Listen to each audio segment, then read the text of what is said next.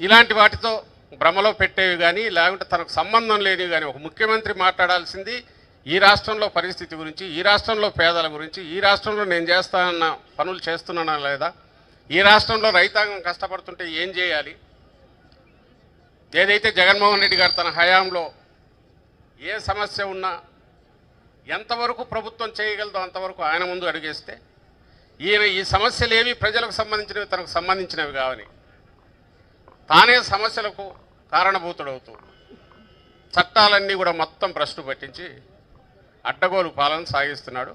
ఏదన్నా ఎవరన్నా ప్రశ్నిస్తే మేము ఇంత పెద్ద స్వర్గాన్ని నిర్మిస్తుంటే మీరు ప్రశ్నిస్తారా అని ఎదురుదాడి ప్రారంభిస్తున్నాడు. ఇవి ప్రశ్నిస్తున్నామని చెప్పి ఎన్ని కేసులు పెడుతున్నారో ఈ జిల్లాలోనే మొదలు పెడితే బార్డర్లో మొదలు పెట్టిన నుంచి సోషల్ మీడియా యాక్టివిస్టుల దగ్గర నుంచి కార్యకర్తల దగ్గర నుంచి ఇప్పుడు సామాన్యులు కూడా సఫర్ అవుతున్నారు. చట్టాన్ని పూర్తి కంప్లీట్ ఒక వైరస్ పట్టుకున్నట్టు, కరోనా వైరస్ పట్టుకున్నట్టు పట్టేసుకున్నారు. మొత్తం వ్యవస్థలన్నిటికీ చంద్రబాబు వైరస్ లాగా ఒకటి పట్టుకుంది. వాటిని పూర్తిగా పోలీసు వ్యవస్థను కూడా తన కంట్రోల్లోకి తెచ్చుకొని ఎంత అడ్డగోలుగా సాగుతోందంటే నిన్ననే ఈరోజు చూస్తే మీరు గమనించారు రాయచోట్లో గడికోట శ్రీకాంత్ రెడ్డి ఏడాది 14 నెలల క్రితం ఎలక్షన్ ప్రచారంలో బాణాసంచా కాల్చారంట. అప్పుడు ఎవడికో గాయమైంది, సహాయం చేశారు. మిథున్ రెడ్డి అక్కడి నుంచే పార్లమెంట్ సభ్యుడు, ఆయన ఎలక్ట్ అయ్యాడు, వీళ్ళు సహాయం చేసినట్టున్నారు. అయిపోయింది. తర్వాత ఆ కాల్చిన వాడు ఎవడో టీడీపీలోకి వెళ్ళాడు. మరి వాడికి వచ్చిన ఐడియానో వీళ్ళు ఎక్కిచ్చారో తెలియదు కానీ ఒక కేసు, దాంట్లో ఎక్స్ప్లోజివ్ యాక్ట్ పెట్టారు. అంటే డైనమైట్లు గినమైట్లు ఉంటాయి కదా, అవి ఎత్తుకొని తిరిగేది. అంతా చేస్తే శ్రీకాంత్ రెడ్డి అక్కడ లేడు కానీ పెట్టేశారు. ఒక ఎంపీపీని అరెస్ట్ చేశారు. నెల్లూరులో కాకాని గోవర్ధన్ రెడ్డిని తప్పుడు కేసులు పెట్టి 8వ 9వ జైల్లో ఉంటే ఏది ఇట్లా పెట్టారని కలెక్టర్ని కలవడానికి జేసీ అపాయింట్మెంట్ ఇస్తే పోతే వాళ్ళందరి మీద కేసులు పెట్టారు. శాంతి భద్రతలకు విఘాతం కలిగించారు. లోపల పోయి ఇచ్చి బయటకు గుంపుగా వస్తుంటే ఇంకా పరాకాష్ట జగన్మోహన్ రెడ్డి గారి మీద వాళ్ళు పెట్టినట. ఆయన సెక్యూరిటీ కంప్లీట్గా తీసేశారు.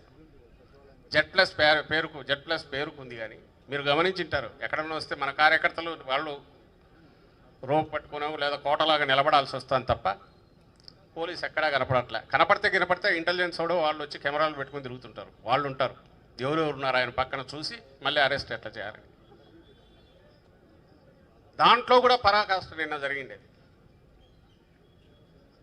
జగన్మోహన్ రెడ్డి గారు సత్తెనపల్లి ఇన్సిడెంట్ మీరంతా ఫాలో అయి ఉంటారు. ఆ ఇన్సిడెంట్కు సంబంధించి మొన్న వాళ్ళు రాసినారు జడ్జి ముందు పెట్టిన దీంట్లో అర్జీలో పోలీసులు సెక్షన్స్ మారుస్తూ. మామూలుగా అయితే ప్యాసింజర్స్కి అప్లై కాదు కదా, మరి ఎట్లా తీసుకురావాలనుకున్నట్టున్నారు.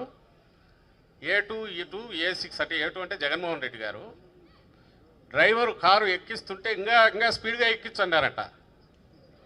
A2 నిజంగా ఇదే రాశారు, A2 నుంచి A6 వరకు. అంటే అప్పుడు కారులో ఉన్నది జగన్మోహన్ రెడ్డి గారు, వైవి సుబ్బారెడ్డి గారు, ఇంకా పేర్ని నాని, విడుదల రజని, కేఎన్ఆర్, వీళ్ళు ఉన్నట్టున్నారు 6గురు. సో వీళ్ళు మొత్తం అంట డ్రైవర్ను ఎవరిను ఇంకా స్పీడ్గా ఎక్కించని కేకలేశారట. బయట అందరూ వద్దు అంటుంటే లేదు ఎక్కించన్నారట. అంటే వాళ్ళ ధైర్యము, ఆ అడ్డగోలుతనము ఏమి రాసినా చెల్లుతుంది అనుకుంటున్నారో నాకు అర్థం కావట్లేదు. అసలు అది చూడగానే ఆశ్చర్యం వేస్తుంది. అసలు ఇంత వికారపు ఆలోచనలు, వికృతమైన ఆలోచనలు ఎట్లొస్తాయనే అర్థం కాదు. నిజంగా ఇదే రాశారు. ఎందుకంటే కేసు పట్టుకోవాలి కాబట్టి డెలిబరేట్గా వీళ్ళు కాన్షియస్గా చంపారు అని. ఎవరిని? మన కార్యకర్తను. పోనీ ఆ విజువల్లో చూస్తే జగన్మోహన్ రెడ్డి గారు లోపలన్నా కూర్చున్నారంటే లేరు. ఆయన డోర్ బయట జనం మధ్య ఉన్నారు, డోర్ తీసుకుని ఫుట్బోర్డు మీద నిలబడి ఉన్నారు. అది పట్టదు. కేవలం కేసులో ఇరికించాలి, రాసేసి పెట్టేయడం. ఒక మాజీ ముఖ్యమంత్రి, ఇంత పెద్ద పార్టీ అధ్యక్షుడు, మనం అట్లా చేయలేదే. చంద్రబాబు నాయుడుని చేసే టైంకు, అరెస్ట్ చేసే టైంకు పక్కాగా ఎవిడెన్సులతో సహా ఆయన ఏ రకంగా అవినీతికి పాల్పడ్డాడు లేదా అవినీతి కార్యక్రమంలో ఆయన సంతకాలతో సహా ఎట్లా దొరికాడనేది మొత్తం చూసిన తర్వాతనే 3-4 ఏళ్ల తర్వాత మనం వచ్చిన 3-4 ఏళ్ల తర్వాత 3.5 సంవత్సరం తర్వాత అరెస్ట్ అయ్యాడు. ఇట్లా అడ్డగోలుగా రాయడానికి అయితే ఏముంది, రాసి రాగానే రాసి ఎక్కితే లోపల పడేయచ్చు. ఇట్లా కేసులు ఎంత అడ్డగోలుగా పెడుతున్నారు. మన వాళ్ళ మీద కొట్టి ఉల్టా మన వాళ్ళ మీద మర్డర్, అటెంప్ట్ మర్డర్ మన వాళ్ళ మీద పెట్టి ఎంతమంది అరెస్ట్ చేశారు. దీనివల్ల మిగిలిందేమో కానీ మన పార్టీ రాగానే లీగల్ సెల్ మాత్రం విపరీతంగా యాక్టివేట్ అయింది. ఎక్కడికక్కడ లాయర్లు, అడ్వకేట్లు బాగా ఫుల్ అలర్ట్ అయ్యి ఉండాల్సి వస్తుంది, ఉన్నారు కూడా. కానీ వాళ్ళ తాకిడి ఇంకా పెరిగింది, ఇంకా పెరుగుతుంది, రోజు రోజుకు పెరుగుతోంది. ఈరోజు ఇట్లా అసెంబ్లీ అయినందుకు కూడా పెడతారేమో తెలియదు. రామ అన్న బూత్ అన్నట్టు, అమ్మ అన్న బూత్ అన్నట్టు ఏం మాట్లాడన్నా కూడా దాని మీద కేసు పెడతారు, బూతులు మాట్లాడడానికి కేసు పెడతారేమో తెలియదు. ఐ థింక్ శైలజనాథ్ మీద ఇప్పటికే తయారై ఉంటుంది ఒకటి, కొంచెం ఆవేశంగా ఎక్కువ మాట్లాడాను, గట్టిగా అరిస్తే కూడా కేసు పెడతారు.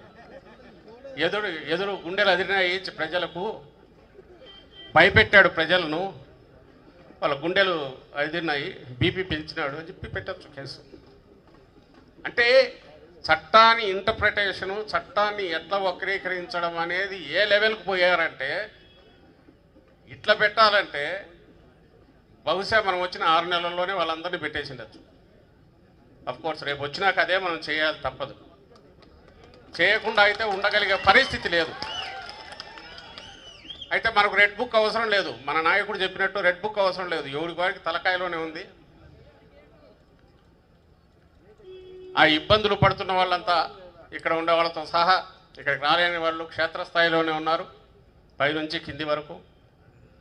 జగన్మోహన్ రెడ్డి గారి దాటికి తట్టుకోలేక ఆయనను జనంలోంచి ఎలా ఉండకుండా చేయాలనడంతో పాటు, ఆయన సెక్యూరిటీని కాంప్రమైజ్ చేయడంతో పాటు, ఆఖరుకు పార్టీ అనేది లేకుండా ఎట్లా చేయాలి మొత్తం తీసేనే అంతవరకు వాళ్ళ కుట్ర ఉంది. ఇంకా వేరే రకంగా ఎదుర్కోగలమని వాళ్ళకి నమ్మకం లేదు, ధీమా లేదు. రాజకీయాల్లో ఏముంది, ఎన్నికలు జరిగితే ఒకరు వస్తుంటాం, ఒకరు ప్రతిపక్షంలో కూర్చుంటాం, 5 ఏళ్ళకి మళ్ళీ ఎన్నికలు జరుగుతాయి. కానీ ప్రజాస్వామ్యబద్ధంగానో పద్ధతి ప్రకారం రాలేమని తెలుసు కాబట్టి, ఇంకా అన్ని వేషాలు అయిపోయినాయి కాబట్టి, ఇంకా ఉండే శక్తులన్నింటినీ కూడగట్టుకొని మన చచ్చి బతికి బయటకు పెట్టినాడు. వాటన్నిటి దీనివల్ల వచ్చిన విజయం అది. దాన్ని విజయం అని చెప్పుకోవడానికి సిగ్గుపడాలి, బట్ అది విజయం, మనం యాక్సెప్ట్ చేస్తాం ప్రజాస్వామ్యంలో. ఇంకోసారి రాలేనని తెలుసు. రావాలంటే ఒక్కటేంటంటే ప్రతిపక్షం ఉండకూడదు, అందులోనూ వైఎస్ఆర్సీపీ ఉండకూడదు, జగన్మోహన్ రెడ్డి గారు ఉండకూడదు. ఇది టార్గెట్. కానీ తన భ్రమ అది. నిన్న సత్తెనపల్లి, నిజంగా చెప్తున్నా, సత్తెనపల్లిలో నిన్న వచ్చిన జన ప్రభంజనం ఏదైతే మనం చూసామో మీరందరూ, ఒక్కటంటే ఒక్కటి కూడా వాహనం కానీ ఇవి కానీ మాట్లాడుకుని వచ్చినప్పుడు, ఎందుకంటే దేన్ని అలౌ చేయలే. 3 రోజుల ముందు నుంచి మైకులు పెట్టి ఆటోలతో సహా బెదిరించారు, ఎవడు రావద్దు, వైఎస్ఆర్సీపీ వాళ్ళని ఎక్కించుకోవద్దు.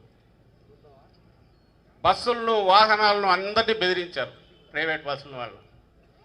భోజనాలు పెడితే అది కార్యక్రమం అవుతుంది, దాన్ని బెదిరించారు. భోజనాలు కూడా పెట్టలే వాళ్ళ ఆ ఇంటి దగ్గర.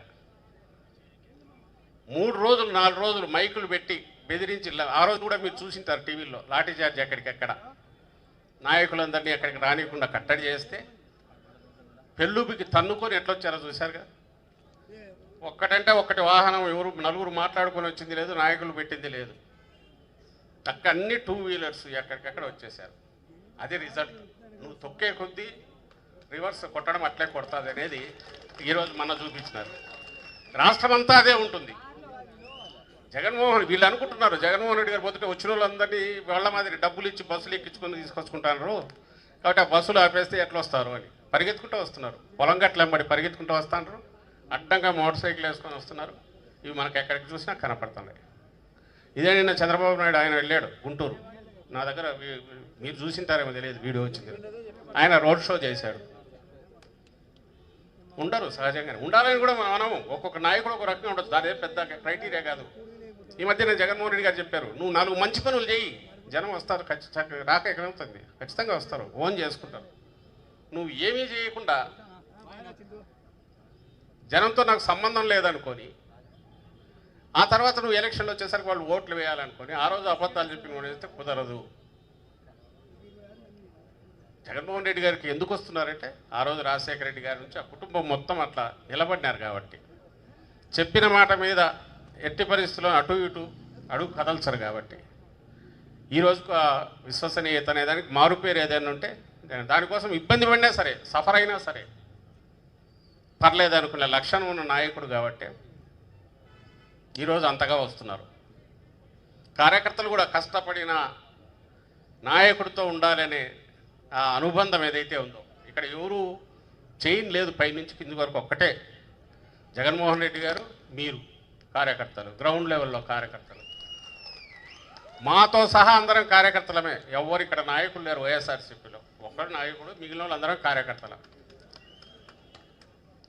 అది వైఎస్ఆర్సీపీ లక్షణం. నిత్యం ప్రజల్లో ఉండడం వైఎస్ఆర్సీపీ లక్షణం. దాన్ని నువ్వేం చేస్తావు, ఏం చేయగలవు? నువ్వు ఎన్నైనా చేయొచ్చు. నేను ఆ వెహికల్ కూడా పట్టకపోయారు, ఏం పర్లేదు, ఆయన అట్లే వస్తాడు. ఇవి ఎన్ని చేసినా ఏమాత్రం ఒక్కడు కూడా వెనక్కి వేయకుండా ఆయనతో పాటు నడవడానికి లక్షలాది మంది మన వైఎస్ఆర్సీపీ కుటుంబ సభ్యులు, కార్యకర్తలు ఎట్లయితే ఉన్నారో, అది ఉన్నంతకాలం ఇదే శ్రీరామరక్ష పార్టీకి ఆయనకు. అలాగే కార్యకర్తలకు ఎక్కడ జరిగిన చిన్నపాటి ఇది పార్టీ మొత్తం అండగా ఉంటుంది. ఏమాత్రం ఎక్కడ ఎవరు వెరవనవసరం లేదు. కష్టాలు ఒకటే ఏంటంటే, మనం అధికారంలో ఉన్నప్పుడు కూడా కష్టపడినాం, ఇప్పుడు అధికారంలో లేము. ఆ రోజు అధికారంలో ఉన్నట్టు ఎవరికి ఉందని నేను అనుకోను. మనం అధికారంలో ఉన్నప్పుడు కూడా లేనట్టే ఉండింది. సో ఇప్పుడు ప్రతిపక్షంలో ఉన్నాం. ఈసారి అధికారంలోకి వస్తే మాత్రం ఖచ్చితంగా ప్రతి కార్యక్రమం ఏది ఉన్నా పార్టీ కార్యకర్తల ద్వారా, అంటే టీడీపీ వల్ల కాదు, దోచుకోవడానికి కాదు, కార్యకర్తల ద్వారా, మన నాయకుల ద్వారా ప్రజల దగ్గరికి పోయే కార్యక్రమం ఉంటుంది. కార్యకర్తల సంక్షేమం కూడా ఖచ్చితంగా అది బాధ్యత. దాని మీద కూడా దృష్టి పెట్టాలనే ఇది మనకు 5 ఏళ్ల పాలన మనకు నేర్పించిన పాఠం. నెక్స్ట్ ఖచ్చితంగా ఆ పద్ధతిలోనే ముందుకు పోతామని మీ అందరికీ జగన్మోహన్ రెడ్డి గారు ఆల్రెడీ చెప్పారు. నేను కూడా ఆయన తరఫున హామీ ఇస్తున్నాను.